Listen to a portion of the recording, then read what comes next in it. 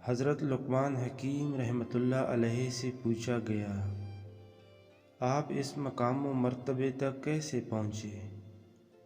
انہوں نے فرمایا، سچ کہنے، امانت ادا کرنے اور بیکار باتوں کو چھوڑ دینے سے۔ فرمان امام غزالی رحمۃ اللہ علیہ، جو بات کسی کو اس کی اصلاح کے لیے سب لوگوں کے سامنے کی جائے، اسے ڈانٹ ڈپٹ اور بے عزتی کرنا شمار کیا جاتا ہے، اور جو بات کسی کی اصلاح کے لیے تنہائی یعنی اکیلے میں کی جائے وہ شفقت و نصیحت سمجھی جاتی ہے۔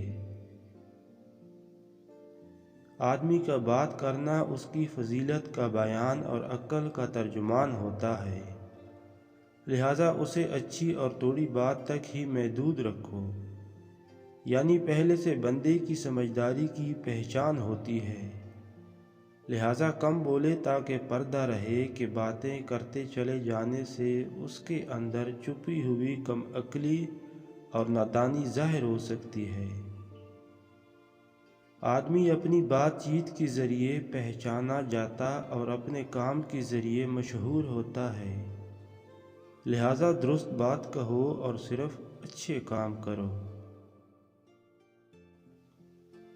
جو اپنے آپ کو پہچان لے، اپنی زبان کی حفاظت کرے، فضول کاموں میں نہ پڑے اور اپنے مسلمان بھائی کی بے عزتی نہ کرے، تو وہ ہمیشہ سلامت رہتا اور اسے شرمندگی کم اٹھانی پڑتی ہے۔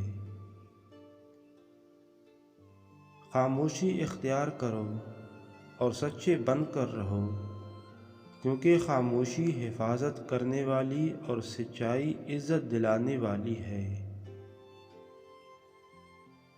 جو زیادہ بولتا ہے، سمجھدار لوگ اس سے کتراتے اور دور بھاگتے ہیں۔ جو اپنی گفتگو میں سچ بولتا ہے، اس کی خوش اخلاقی میں اضافہ ہوتا ہے۔ ایسی خاموشی جس سے سلامتی ملے، اس گفتگو سے بہتر ہے جس سے شرمندگی اٹھانی پڑے۔ جو نامناسب گفتگو کرتا ہے، اسے ناپسندیدہ باتیں سننی پڑتی ہیں۔ زبان کا غم تلوار کے زخم سے زیادہ سخت ہے۔ جاہل کی بیہودہ اور تکلیف دہ بات پر خاموش رہنا اس کے لیے بھرپور جواب اور اس جاہل کے لیے خوب تکلیف کا باعث ہے۔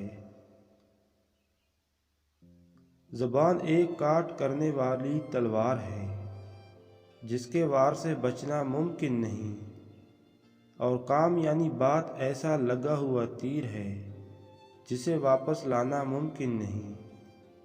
کسی کو اپنا راز مت بتاؤ کہ جو بات دو ہونٹوں میں نہیں سما سکتی وہ کہیں بھی نہیں سما سکتی۔ سوچ سمجھ کر بولیں کہ آپ کے الفاظ کسی کا دل بری طرح توڑ بھی سکتے ہیں۔